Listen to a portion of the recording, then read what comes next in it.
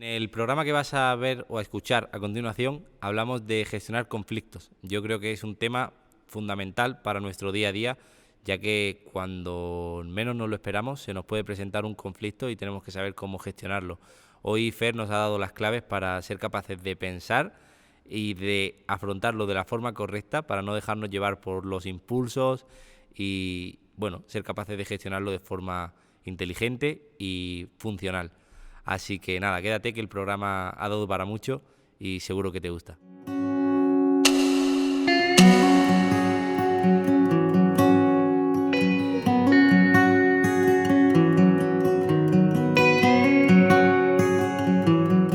Fer, muy buenas. ¿Qué tal? ¿Cómo Una estás? semana más por aquí grabando. Sí, Y hoy tenemos un tema que yo creo que es otro de esos temas recurrentes que todos necesitamos cuanto antes aprender a hacer, aprender a afrontar y mejorar en este aspecto.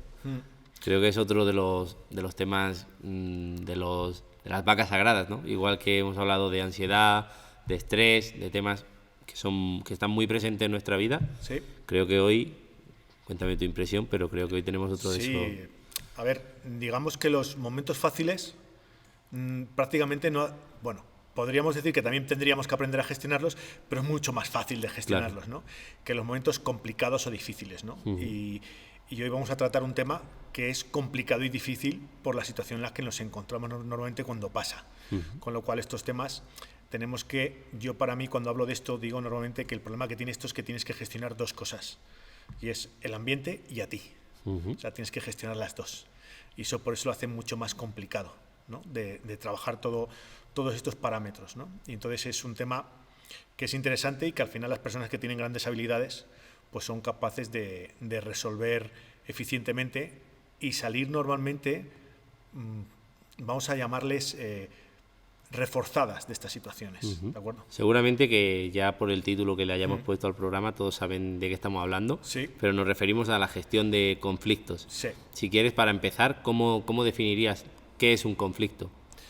Para mí un conflicto es una diferencia entre dos personas o dos grupos de personas, teniendo en cuenta que podemos tener conflictos internos, ¿vale? Entre dos personas, entre el yo de ayer y el yo de hoy. El yo de ayer esperaba que las cosas me saliesen bien y el yo de hoy ha visto que me han salido mal. Y entonces se genera un conflicto entre lo que deseaba y lo que he recibido y la realidad, ¿no? Claro. A nivel externo pasa lo mismo. Un conflicto es una diferencia entre lo que tú recibes y lo que tú esperabas recibir. Y a partir de ahí, pues se genera, digamos que a nivel neuronal, se genera una respuesta que es una cadena. El cerebro cuando está delante de una situación, lo que hace el cerebro es evaluar qué puede pasar. O sea, se adelanta a la situación. Unas décimas, pero es suficiente, ¿no? Entonces se adelanta a lo que va a pasar. Cuando lo que pasa es lo que esperaba, digamos que el cerebro se relaja. Pero cuando recibe una información que no esperaba, el cerebro se sorprende, y es normal. Con lo cual, todo empieza por una sorpresa. Ahora, cuando esa sorpresa está relacionada con un patrón positivo, el cerebro dice, vale, no es lo que esperábamos, pero está bien. Y entonces el cerebro vuelve a su sitio. Pero cuando esa sorpresa se evalúa y es negativa, el cerebro dice, a ver, esto no es lo que esperábamos y encima es malo. Claro. Entonces pasa un tercer patrón, que es, vale, ¿es malo pero lo aceptamos o no lo aceptamos? Vale. Pues cuando no lo aceptamos es cuando empieza el conflicto. O sea, es una concatenación, ¿vale? Claro. Algo no deseado, evaluado como negativo y no aceptado. Claro. Y Fer, aludiendo a esta pequeña mención que has hecho a la parte más biológica, ¿por qué hay personas que tienen más capacidad para gestionar un conflicto? ¿Es por un tema de predisposición genética o es aprendido? A ver, cuando hablamos de capacidad para gestionar cualquier conducta, decimos que la conducta es aprendida, con lo cual es aprendida. Ahora, siempre hay una predisposición genética. Partimos todos con una predisposición a gestionar una determinada manera, una determinada situación de una forma u otra. Pero luego lo que tenemos es un aprendizaje. Entonces, el aprendizaje aquí es muy importante. O sea, si de pequeños hemos tenido la mala suerte de tener conflictos, pero la buena suerte de gestionarlos bien, cuando yo sea mayor voy a ser mejor gestor de conflictos que aquella persona que no ha tenido que gestionar conflictos en su vida. Claro. Simplemente por entrenamiento. Lo mismo pasa, si he tenido muchos conflictos en mi vida cuando era joven y encima los he gestionado mal, pues me pasa igual que si no los tuviese. O peor incluso, ¿vale? Porque tendré una indefensión aprendida, que es lo peor que te puede pasar. O sea, sé que cuando tengo un conflicto lo voy a hacer mal, ¿no? Es lo peor que puede pasar. Entonces, el conflicto se aprende. Ahora, ¿cómo se aprende? Pues desgraciadamente, como no nos enseñan normalmente, pues aprendemos a las bravas, que es por exposición a él. Claro. Y ahí es donde está el problema. Por exposición y Fer, no sé, tú me corriges si me equivoco, pero creo que aquí es muy importante también el ambiente, es decir, que tú crezcas en una familia en la cual cuando se presenten conflictos, pues no sé, entre tu padre y tu madre o entre un hermano y otro, pues de la forma en la que se gestiona ese conflicto, creo que es una forma que te influye mucho a la hora de aprender. A ver, nosotros cuando nacemos tenemos dos figuras que para nosotros son lo más importante, que son nuestras figuras de apego, que son nuestro padre y nuestra madre. O sea, mamá y papá constantemente son para mí los referentes de todo lo que hay que hacer, sobre todo en los primeros años de vida. En esos primeros años de vida, posiblemente tú estés delante de conflictos que ellos tienen que gestionar. Y cómo ellos los gestionen, pues aunque tú no lo creas, ya impacta en tu cerebro de cómo has visto las situaciones, ¿no? Yo soy una persona que normalmente tengo una gestión del conflicto, vamos a llamarle especial. Y cuando digo especial es que puedo ver cómo se resuelven los conflictos. Y podríamos decir que he estudiado mucho de ellos. Y es cierto, ¿vale? Yo he estudiado mucho lo que es la gestión del conflicto. Pero si yo soy analítico conmigo, cuando yo era pequeño, yo veraneaba en una casa, en un pueblo, con mi abuela. Y mi abuela es una persona que para mí es un gran referente en mi vida y ella gestionaba los conflictos de una forma, vamos a decirle, muy eficiente. Era una persona que no tenía estudios, pero que se hizo por la vida, ¿no? Claro. Y entonces yo cuando muchas veces he analizado por qué tengo esta capacidad muchas veces de gestionar el conflicto de una determinada manera, me doy cuenta de que utilizo patrones que hacía mi abuela. Con lo cual muchas veces no somos conscientes de cuando somos adultos qué llevamos dentro. Entonces está claro que si los primeros años de vida tienes un referente cerca de ti y le ves actuar de una determinada manera, pues eso puede influenciar mucho en tu forma de ser hoy, 40 años después. ¿Sabes? Sí, totalmente la herencia, ¿no? que tenemos de... Sí. Hemos hablado en algún programa de los patrones familiares. Y... Efectivamente. Sí. La familia puede ser buena o puede ser mala, puede ser funcional o disfuncional, ¿no? Claro. En este caso, para mí, mi abuela fue muy funcional en que, vuelvo a decir lo mismo, ella era una persona con una gran capacidad de adaptación a determinadas situaciones. Y entonces, pues yo la vi gestionar conflictos, negociaciones, ¿vale? Que eran muy cotidianas, del día a día, pero que al final la vida es eso. O sea, la vida no son grandes negociaciones ni grandes conflictos, ¿no? La vida son los conflictos del día a día, ¿no? Y cuando tú ves a una persona gestionar eso de una manera eficiente, pues te das cuenta de cómo lo ha gestionado, ¿no? Y entonces, pues, yo me acuerdo que le preguntaba a veces, ¿por qué hacías esto? ¿Por qué tal? Y ella me lo decía y yo me quedaba con esas frases y que luego esas frases, pues, retumban en mi cabeza muchas veces cuando estoy delante de un conflicto. Claro, y además, bueno, en este caso no me quiero meter mucho más en el tema para seguir por donde íbamos, pero la importancia del aprendizaje inconsciente, que tú muchas veces has hablado de él, es decir, ella no se ha preparado para gestionar un conflicto, simplemente por las experiencias de su vida ha aprendido a hacerlo. Efectivamente, ella ha aprendido a hacerlo, lo hacía delante de mí, yo lo veía luego yo, pues en un determinado momento le preguntaba el por qué, ella me lo explicaba. Claro, ¿no? qué bueno. Y eso pues ha hecho que luego yo, cuando he sido adulto y he estudiado Harvard, Yale, determinados patrones de gestión de conflictos y he visto esos patrones, la he visto a ella como referente, ¿vale? Interesante, Fer, que veas a tu abuela en un estudio de la Universidad de Harvard. De Harvard, de Yale, de Thomas Gordon. Sí, bueno, pues señal de que las personas mayores son sabios que tenemos a nuestro lado, eso siempre... Sí. Las personas mayores muchas veces nos enseñan muchas cosas que a lo mejor no son capaces de enseñarnos en una universidad. Sí, totalmente, ¿no? Son muy, muy sabios y conviene tenerlo cerquita todo lo que podamos. Vale, pues nada, no nos vamos más por las ramas, que si no se nos va el programa. Sí. Vamos a entrar un poco en materia, cómo se gestiona un conflicto una vez que se ha presentado. A ver, un conflicto, y lo que quiero que la gente vea es que lo importante de un conflicto es entender por qué hay conflicto. La gente muchas veces en los conflictos, cuando se mete dentro del conflicto, digamos que se sumerge en el conflicto. Y esto es muy negativo, porque cuando te sumerges en el conflicto, dejas de tener una visión razonal del conflicto y pasas a tener una visión emocional. Y el problema de la emoción es que te empuja a ganar o perder, no te empuja a gestionar el conflicto. Y los conflictos no se ganan ni se pierden, se gestionan.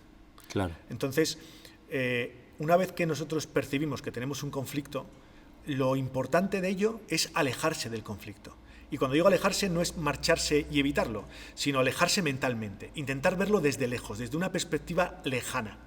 Cuanto más nos acerquemos al conflicto, lo que hacemos con ese acercamiento del conflicto es que nos impregnamos emocionalmente del conflicto y entonces queremos tener razón, queremos ganar, claro. e incluso queremos, vamos a decir, que la otra persona o la otra parte pierda, claro. porque eso nos hace, como digamos, más valedores de nuestra situación, ¿no? Claro. Y esto es uno de los grandes problemas de un conflicto. O sea, el aceptar que lo que la otra persona obtenga en el conflicto, a mí no me tiene que importar. Lo que me tiene que importar es qué obtengo yo. Claro. Mucha gente en un conflicto pierde su rumbo y su objetivo porque lo que ya quiere no es ganar, sino que la otra parte pierda. Y esto, yo que he gestionado muchos conflictos y he hecho muchas negociaciones, me acuerdo que muchos clientes te preguntaban, ¿qué le has dado a la otra parte para llegar a un acuerdo? Claro. Cuando yo no lo conseguía. Yo siempre decía lo mismo, ¿qué más da lo que tenga la otra parte? ¿Tú tienes lo que tú me pediste? Sí. Pues alégrate, sí, haz una fiesta y celebra esto. No, la gente quiere saber qué se ha llevado la otra parte para sentirse satisfecha claro. con lo que ellos querían. Sí, sí. Y esto es un problema a la hora de gestionar conflictos. O sea, centrarte en ti, en tu interior, hacer que no salga la atención hacia afuera. Entonces, un principio básico para gestionar conflictos es, ¿cuál es mi objetivo? ¿Qué es lo que quiero yo del conflicto? Para mí, y cómo voy a conseguir mis intereses, que son lo que al final hace que yo tenga un conflicto, que mis intereses no se cubran. Y luego lo que se lleva a la otra parte, a ti te tiene que dar... A ver, esto es un conflicto, ¿vale? Lo que te voy a contar. Se hizo un estudio sobre sueldos en España, ¿vale? Se ha hecho en otros países, ¿eh? Y entonces se le ponía a la gente dos posibilidades. La primera es, vas a cobrar 1.500 euros y la gente que está a tu alrededor va a cobrar 1.700 euros, ¿vale? Y vas a cobrar 2.000 euros, pero la gente que está a tu alrededor va a cobrar 3.500 euros, ¿sí? Y las personas escogían aquella cantidad que tenía menos diferencia con los que estaban alrededor de ellos. Sí. O sea, no enfocaban en lo que ellos querían, enfocaban en lo que querían los demás. Claro. Hay un estudio que se llama el ultimátum, ¿vale? El ultimátum es que le daban a una persona $100 y le decían que escogiese qué parte quería quedarse de ellos y qué parte quería darle a una tercera persona. Imagínate que a mí me dan $100 sí. y me dicen que los reparta contigo. Vale. Entonces yo de esos $100 te doy a ti una cantidad. Espero que fueras generoso. Sí, iba a ser muy generosa contigo. Bien. Entonces, dependiendo de la cantidad que yo te dé a ti o no, tú ibas a decir si te quedabas o no con la cantidad que yo te daba. Vale. Si te quedabas, tú te quedabas con tu cantidad, yo con lo que no te había dado y nos marchábamos a casa. Pero si tú decías que no, te quitaban a ti tu cantidad y a mí la mía. Y los dos nos quedábamos sin cantidad. Sí, sí. ¿Vale? Todas aquellas personas que ofrecieron menos de $20 a la otra parte dijo que no y los dos se quedaron sin dinero. Y tú puedes decir, lógico, porque se estaba aprovechando de la situación. Vale, pues ahora hicieron una cosa, me quitaron a mí y pusieron un ordenador. Sí. Y entonces el ordenador tenía $100 y tú le dabas a un botón y el ordenador te decía la cantidad de dinero que te daba Sí. y la otra se la quedaba él. Y a ti te hacían la misma pregunta, ¿aceptas la cantidad de dinero que te da el ordenador o os quitamos el dinero a los dos? Nadie renunció a $1. Claro. Y esto es porque cuando dos personas tienen una situación conflictiva, no solamente enfocamos en lo que me llevo yo, enfocamos también lo que se lleva la otra Claro, parte. en ganar. Es como un pensamiento muy primario, ¿no? Muy... Claro, pero plantéate una cosa, no es ganar por lo que yo me llevo, es ganar en comparación ganar al otro. Al otro. Claro. ¿Sí? Es Incluso ganar menos yo, Sí. pero tener la sensación de que he ganado al otro. Claro, una lucha así de gladiadores, vaya, Sí, el pensamiento sí. más primario y más básico. Y esto en los conflictos se da mucho. Entonces, Claro. por eso dije al principio que para mí un conflicto es la capacidad que tienes de gestionar la situación y gestionarte a ti. Claro, has hecho también referencia a la palabra negociación, que la Sí. tenía yo en la cabeza, porque al final es una negociación, es sentarte con la persona y ver de qué manera se resuelve el planteamiento, el contrato, Sí, se firma sí. el acuerdo para que Efectivamente. los dos tengamos lo que queremos. Eso es. Claro. Al final, plantéate, un conflicto se puede gestionar de muchas formas, ¿vale? Se puede gestionar con una guerra. De hecho, Claro. es un conflicto armado, Armado, ¿no? sí. Pero una de las formas de gestionar un conflicto es por mediación de la negociación. Sí. De hecho, yo creo que es la mejor, ¿vale? Porque es la que vamos a decir que puede tener menos daños, ¿no? Sí.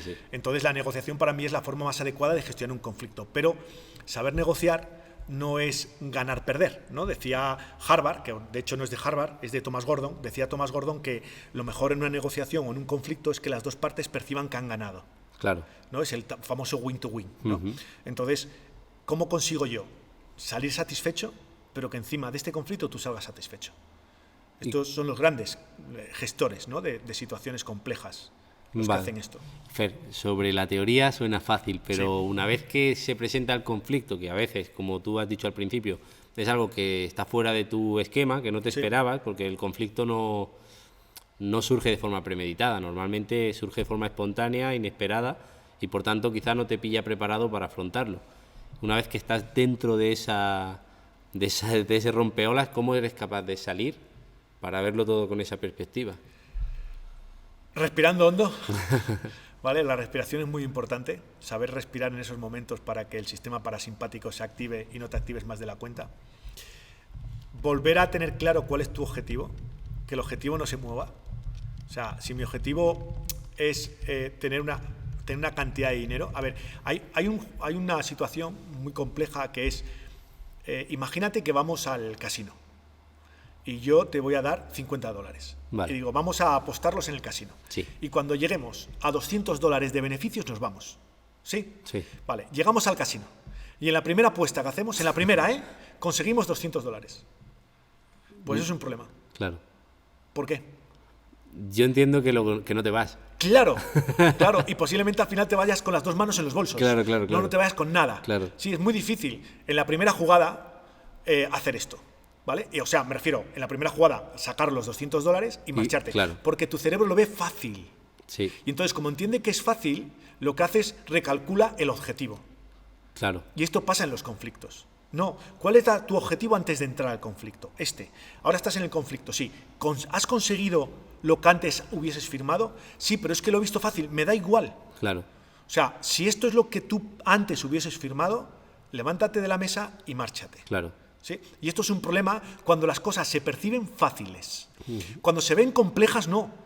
Te vas contento con los $200. Si entramos en el casino y tardamos 4 horas en conseguir $200 de beneficio, cuando salimos los dos, salimos con los $200, pero súper contentos porque nos ha costado. Sí. Esto se llama competencia, es una necesidad psicológica orgánica. O sea, lo que quiero que veas es lo importante que es gestionarme a mí en el conflicto. Sí. Vuelvo a decir lo de antes. Si yo tengo un objetivo, da igual lo fácil que yo perciba ese objetivo. ¿Lo he cumplido? Sí. Pues entonces tengo que ser honesto conmigo. Claro, el tema es que yo me pongo en situación que estoy discutiendo con alguien y estoy más pendiente de lo que él me dice que de cómo yo me comporto. Perfecto. Eso tiene que ver con la forma que utilizamos en los conflictos. Los conflictos, cuando hablamos, utilizamos el tú. Claro. O sea, cuando yo hablo en un conflicto, no digo dónde estoy yo, lo que yo necesito y lo que yo quiero. Digo lo que tú estás haciendo. Claro. Y cuando yo utilizo la palabra tú en un conflicto, te estoy atacando. Sí. Y entonces lo que estoy haciendo es una puntuación de hechos, ¿no? Claro. Un tercer axioma de la comunicación humana. Lo que estoy haciendo es crear puntos para que el conflicto aumente. Porque cada vez que yo te digo tú te sientes amenazado y tú me contestas con otro tú. Es un partido de tenis. Sí. Esto en un conflicto se resuelve de la siguiente manera. Yo no contesto con el tú, yo contesto con el yo. Esto es de Thomas Gordon, se llama mensajes tipo yo. Yo me siento así en esta situación, o yo necesito llegar a un acuerdo en esta situación, o yo necesito que tú me ayudes para conseguir esto. Esto hace que la otra persona reciba un mensaje de no ataque personal, sino que te dice dónde estás. Se activan unas neuronas que se llaman espejo, que están relacionadas con la empatía, y esto hace que la situación se relaje. ¿Cuál es el problema que tenemos en un conflicto? Como te he dicho antes, el tú, y tú más, ¿no? El famoso tú más, y tú más. Entonces, cuando empezamos con el tú más, es saber quién pone más tus y más en la siguiente frase, y al final pues terminamos mal. Claro. Por esta situación que te estoy diciendo. Pero hay personas que disfrutan cuando están dentro del conflicto. A ver, cuando tú disfrutas dentro del conflicto es porque controlas el conflicto, porque normalmente el conflicto te da unos beneficios y eso ayuda a que tú utilices el conflicto para sacar ese disfrute. Ahora, la pregunta es si el conflicto es funcional o disfuncional. Me explico. Imagínate que si eres una pareja y que la única forma que tú tienes de conseguir atención de tu pareja es generando conflicto. O sea, ¿te da un beneficio? Sí, consigues la atención de tu pareja. Es más, es posible que incluso después tengas una reconciliación e incluso tengas sexo, ¿vale? Vamos a decirlo claro. Sí, sí, sí. Pero esto es ¿no es tóxico? Totalmente. Entonces, ¿esa forma de llegar a conseguir atención es la adecuada? No. Entonces, muchas personas sí consiguen por el conflicto conseguir cosas, pero la pregunta es si eso es tóxico o no es tóxico para su relación con los demás. Claro, justo te preguntaba porque tenía la palabra atención en la cabeza, es decir, hay veces que, bueno, en la mente, en el cerebro, que en la cabeza sé que no es muy apropiado. Sí. Hay veces que parece que cuando alguien está provocando un conflicto, lo que busca realmente es captar tu atención. Hay conflictos que se generan por llamadas de atención. Entonces hay muchos conflictos. Hay un trastorno que tienen los niños que se llama TND, trastorno negativista desafiante. Sí, lo conozco. Bueno, lo conozco. Sí. He escuchado hablar de eso. Vale, pues ese trastorno es gestión de conflictos continua para conseguir la atención del ambiente. Sí. ¿Por qué se consigue esto? ¿Por qué se busca esto? Posiblemente por un déficit de atención, una falta de atención de mis figuras que me dan seguridad. Al final, es que yo sé que siempre repito lo mismo, pero es que somos muy básicos. O sea, cuando yo estoy seguro, cubro muchos patrones de mi vida. Cuando no estoy seguro, busco cómo cubrirlos. Y a lo mejor me he dado cuenta de que cuando creo conflictos, consigo la atención que no consigo cuando no creo esos conflictos. Y entonces, pues busco conflictos diarios para conseguir esa atención que mi cerebro ha aprendido de esa forma a buscarla. Por eso el conflicto, hay gente que vive de él. Sí. Vive de él. ¿Por qué, Fer, a veces cuando estamos dentro del conflicto no somos capaces de expresarnos con fluidez o de transmitir lo que nuestra cabeza quiere, y cuando pasa el tiempo y digamos que se enfría, dices, te tenía que haber dicho esto? Sí, a ver, exactamente eso pasa constantemente cuando estamos en lo que yo llamo zona caliente.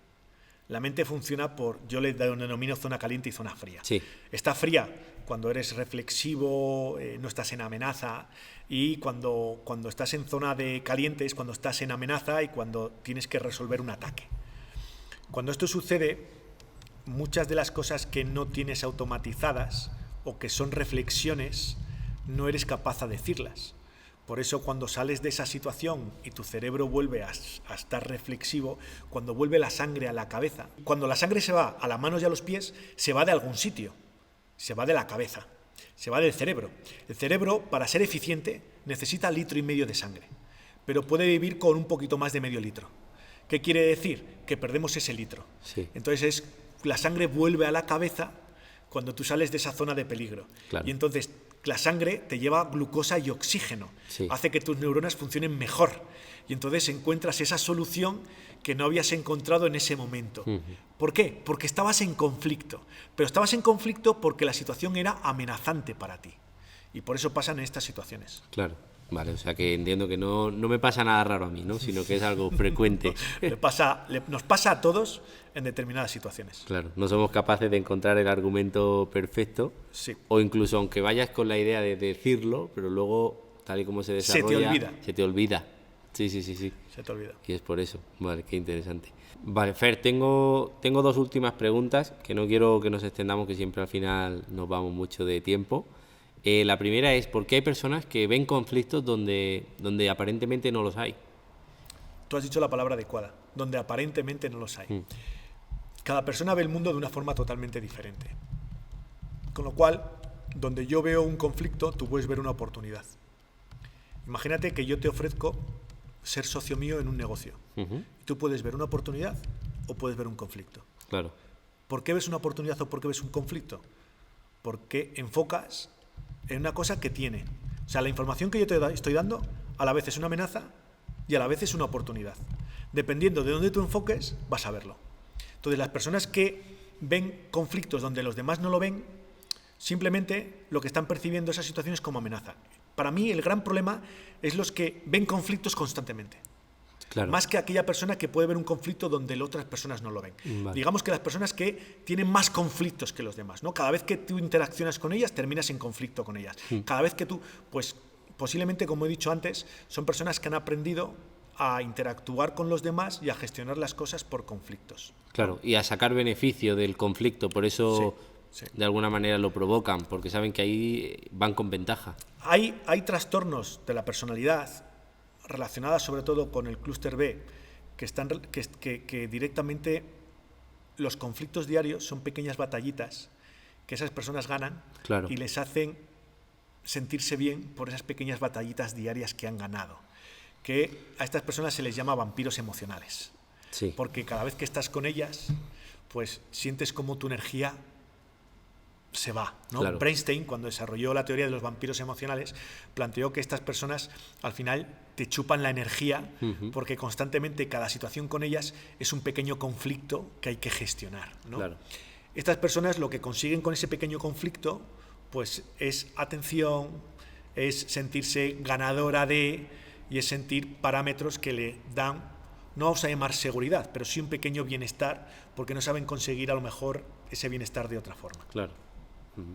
Y ya la última, Fer, a la hora de gestionar un conflicto, como tú has dicho antes, hay varias formas de gestionarlo. Sí. Y yo tengo en mi cabeza ahora mismo dos personas que son de mi familia y que tienen dos formas muy diferentes de gestionarlo. No voy a decir nombre, Vale. pero una de esas personas, cuando se presenta un conflicto, una discusión, un problema, y yo personalmente me siento más identificado con ella, prefiere huir o, digamos, dejar un periodo de descanso, de reposo. Vale. No es tanto evitarlo como hacer como que nada. Reposa. Pero sí dejarle un reposo. Vale. Y quizá luego pues ya se ha olvidado. Vale. ¿Vale? Vamos a hablar, si quieres, de ese primer ejemplo y luego te digo el segundo, que es totalmente lo contrario. No es malo cuando un conflicto se genera y la cosa está, vamos a llamarle caliente, no es malo hacer que enfríe un poquito y hablar de él con más serenidad, vale, con la sangre en la cabeza, para a lo mejor no decir algo de lo que luego nos podemos arrepentir.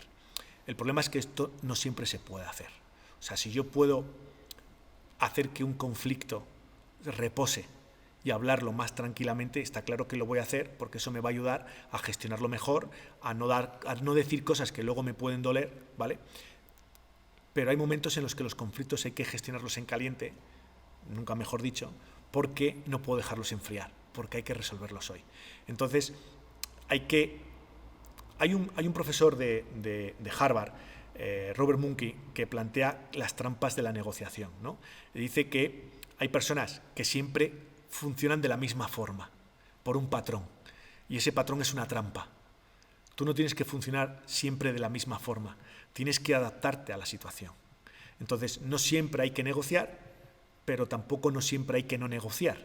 Entonces, no siempre hay que gestionar los conflictos en caliente, pero tampoco no siempre hay que dejarlos enfriar. Tienes que evaluar dónde con este conflicto hay que gestionarlo. Hay que gestionarlo ahora porque no hay que dejarlo pasar, o hay que dejarlo enfriar y hablarlo más tarde. ¿Vale? Vale. A no ser, y te digo, sí. que haya una pequeña trampa en esto, y es, lo dejo enfriar porque posiblemente mañana nos olvidemos de él y no tengamos que hablar de él. Que eso sería otra posibilidad, ¿vale? En esta de, vamos a dejarlo, a ver si mañana nos levantamos todos con una mejor cara, claro, nadie se acuerda del conflicto y así me he resuelto de una forma, ¿vale? Realmente el conflicto no se resuelve cuando esto no se trata. Sí. Se queda ahí, claro, ¿vale? Subyacente. Claro, o sea, podríamos decir que no es inadecuado dejar un tiempo de reposo siempre y cuando luego afrontes el conflicto para resolverlo. Y si se puede dejar. Claro, y solo si se puede. Sí, se puede dejar. Vale, y en la otra parte, ¿vale?, tengo a una persona que cuando se presenta un conflicto no descansa hasta que no se queda totalmente resuelto, pero hasta la saciedad. No deja un fleco suelto. Claro, imagínate ahora si entra en conflicto las dos partes. Las dos partes. Sí. En este caso, ¿cómo se afronta cuando tienes dos personas que apuestan por una estrategia tan radical? Es que, a ver, las dos estrategias radicales para mí no son correctas, ¿vale? Para mí es correcto vamos a coger esas dos estrategias, meterlas en una botella, ¿vale? ¿sí? Batirlas bien y sacarlas de ahí. O sea, ni es bueno siempre dejar enfriar el conflicto, ni es bueno tener la necesidad de gestionar el conflicto, porque el gestionarlo y terminarlo me hace cerrar la tarea y es lo que me genera ansiedad, tener la tarea abierta. Claro, la gestión de la incertidumbre. Sí, y entonces tengo que terminarlo rápido porque así estoy más a gusto conmigo, claro, y no tengo el run run en la cabeza del conflicto abierto. Claro, esta persona cuando se coincide con la otra y dice, yo estoy aquí con un martillo en la cabeza, ¿sí? Y esta persona, ¿cómo puede estar, sí, con ese martillo que yo tengo? Claro, claro. Cuando la otra persona, pues posiblemente lo vea desde otra forma. Para mí, las dos formas pueden ser funcionales en diferentes conflictos, pero hay conflictos en que las dos formas pueden ser inadecuadas.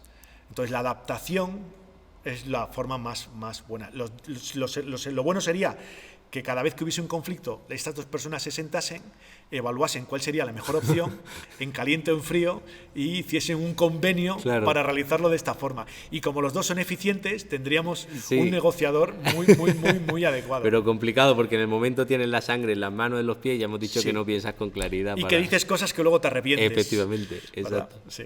Sí, sí. Pues nada, Fer, yo creo que ya es el momento de ir al decálogo. Como siempre te pregunto antes de ir a él, ¿es una guía en este caso para cómo aprender a gestionarlo? O... He intentado dividir el decálogo en dos partes. Vale. Los primeros puntos, los primeros 4 o 5 puntos, están relacionados con lo que podríamos entender que es un conflicto. Vamos a ponerle una etiqueta al conflicto. Y los últimos puntos del decálogo es cómo gestionar un conflicto, ¿vale? Dónde yo creo que se encuentran los conflictos que nos encontramos en nuestro día a día. No estoy hablando de conflictos empresariales y demás, sí, sino que también esto se puede llevar a un conflicto empresarial, ¿no? Pero sobre todo en nuestros conflictos del día a día, los que vamos a tener en nuestra vida privada con nuestra pareja, con nuestros amigos, conflictos que vamos a tener constantemente, están en 3 parámetros que muchas veces no conocemos y que quiero darle nombre para que la gente se dé cuenta de que si empieza a darse cuenta, verá que sus conflictos están directamente relacionados con estos 3 parámetros. Pues suena increíble, Fer, así que vamos para allá, cuéntanoslo.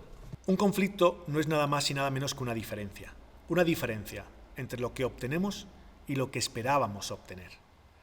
Un conflicto es una diferencia entre lo que tenemos hoy y lo que esperábamos hoy que íbamos a tener. Esta experiencia genera que nosotros, cuando recibimos esa información, la valoramos como negativa.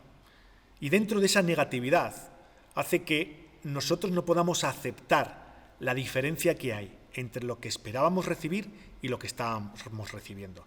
Con lo cual, el conflicto se basa en 3 parámetros.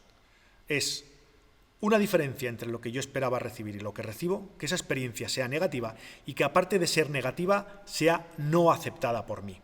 A partir de aquí, el conflicto genera una cosa, y es que activa nuestro sistema de amenazas.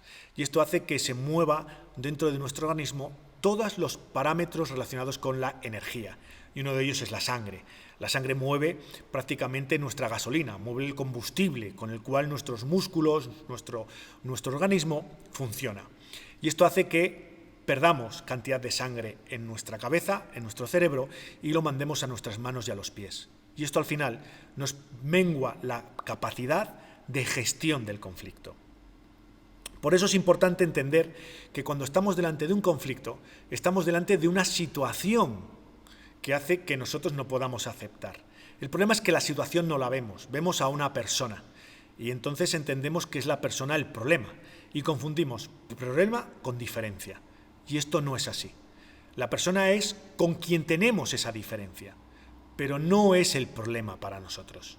Saber diferenciar esto es conseguir que la persona que tenemos enfrente no sea nuestro enemigo, porque si le ponemos la etiqueta de enemigo, dejamos de poder gestionar eficientemente el conflicto y comenzamos a hacer una guerra y una batalla para conseguir terminar con el conflicto. A partir de aquí, tenemos que entender que el conflicto tenemos que gestionarlo de dentro hacia afuera. Cada vez que nosotros estamos en una situación, nuestro interior se gestiona de una determinada manera. En centrarnos en nosotros, en lo que nosotros queremos y cómo nosotros podemos obtener eso, nos va a ayudar a conseguir no centrarnos en la otra parte, que es muchas veces el mal que tenemos en un conflicto. Valorar lo que la otra parte se lleva en vez de valorar lo que nos llevamos nosotros. Y desde aquí, buscar cuáles son tus intereses. realmente cuando empezó el conflicto, cuál era tu interés, cuál era tu objetivo y qué firmarías en ese momento. Y da igual lo fácil que parezca, si lo has conseguido, levántate de la mesa, porque a partir de aquí generas un segundo conflicto, cuando el primero ya estaba resuelto. Para ello, la forma de trabajar con los demás cuando tenemos un conflicto es hablar desde el yo, no utilizar el tú y simplemente utilizar el yo en cada frase. Eso ayudará a que la otra persona no perciba una amenaza mayor y podamos bajar la intensidad que genera un conflicto. Todo conflicto se activa por una de estas tres necesidades: la autonomía, la competencia o la afinidad. Los conflictos se activan porque no somos capaces de tener la percepción de seguridad que está relacionada con la libertad, no somos capaces a sentirnos libres de lo que estamos escogiendo. La segunda es que no nos sentimos competentes, sentimos que en estos momentos no tenemos la suficiente competencia. Y el tercero es que entendemos que no estamos delante de personas que entienden nuestra lógica y nuestra forma de pensar. Con lo cual, los grandes conflictos en la vida, quitando los conflictos por necesidades biológicas, alimentación, descanso y seguridad, están directamente relacionados con estos tres patrones. Y por último, en todo conflicto, plantéate una cosa: que el conflicto y la resolución del conflicto solo se valga de ti. Cuando tú estés en un conflicto y necesites a la otra persona para salir de un conflicto, puedes tener un verdadero problema. Con lo cual, en todo conflicto debes tener una alternativa, en la cual es: ¿qué te puedo hacer yo si nadie me ayuda a salir de este conflicto? A esto Harvard lo llamó MAPAN, alternativas en un conflicto. Y en todo conflicto tenemos que basarnos que los demás nos pueden ayudar, pero si no nos ayudan, ¿qué puedes hacer tú simplemente por salir de este conflicto? Pues Fer, como siempre, para tomar nota, será difícil, ¿no?, recurrir a él cuando se presenta el conflicto en directo, pero quizá cuando haya pasado un tiempo y cuando se haya enfriado un poco, pues seguro que es un buen aprendizaje echar mano de este decálogo. Normalmente, Fer, utilizamos la última parte del programa para destacar una frase, pero algunas veces sabe que hago un pequeño giro. Hoy tengo aquí... Iba a ser una de esas veces. Iba a ser una de esas veces, pero... a ver, en internet hay muchísima información Sí. de todo. De todo. Y claro, cualquier cosa que busques hay mucho gurú y mucho chamán de barrio, Sí. que sabe de todo. Entonces, aquí hay un artículo que dice 15 frases que pueden apagar cualquier conflicto. Yo te las quiero leer y que tú, que eres un profesional que de verdad sabe de esto, Vale. me digas cómo de ciertas son o si tú las usarías o no en una negociación o en un conflicto. De acuerdo. ¿Vale? La primera: vamos a tomarnos un descanso, reflexionamos y luego decidimos. Como he dicho antes, en muchos conflictos puede ayudarnos, pero hay conflictos que hay que resolverlos en el momento. Entiendo que estés molesto. Estás utilizando el tú. Y he dicho que la palabra tú puede encender fuegos en vez de apagarlos. Vamos a pensar cómo resolver este problema. Utilizar la palabra nosotros para resolver un conflicto es generar un equipo para poder resolverlo. Se utiliza muchísimo el nosotros en la resolución de conflictos. ¿Lo usarías? Sí. Está correcto, vale. Te entiendo. Sí puede servir, sí puede servir. Hay que tener cuidado cuando se utiliza la palabra te entiendo, ¿de acuerdo? Hay situaciones que son bastante complejas, en las cuales la palabra te entiendo hay que tener cuidado con ellas, ¿vale? Pero sí se puede utilizar. Vale. Y si quieres, por último, para no alargarlo más, ayúdame a entenderte. Sí, yo no utilizaría esa misma frase, pero sí el pedirle a una persona ayuda. Yo más que ayúdame a entenderte es en qué puedo ayudarte, ¿no? Claro. No necesito a lo mejor entender lo que necesitas, sino saber lo que necesitas para dártelo. Pero sí puede ser una forma de utilizar la frase de ayuda. La frase en un conflicto de ayúdame o qué puedo ayudarte puede servir mucho, sí. Uh-huh.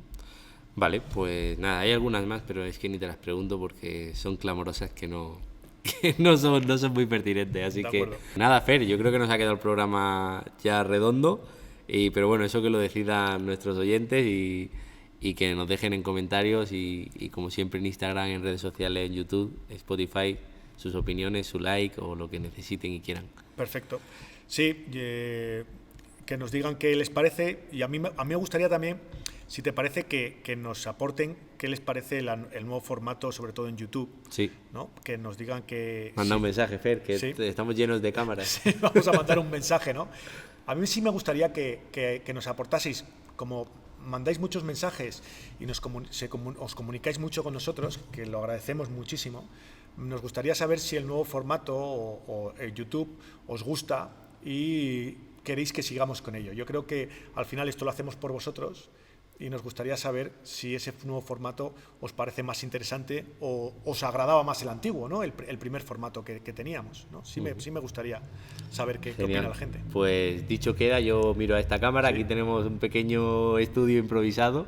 Y sí, pues eso es, que siempre estamos pendientes de vosotros, siempre lo hemos dicho, que lo construimos entre todos, así que nada, dejadnos vuestras opiniones y tanto del tema como del formato, de lo que sea, nosotros encantados de leeros. Y a ti, Fer, pues también un placer escucharte y nos vemos en el próximo programa. Y a ti y a todas aquellas personas que están ahí detrás, cuidaros. Chao.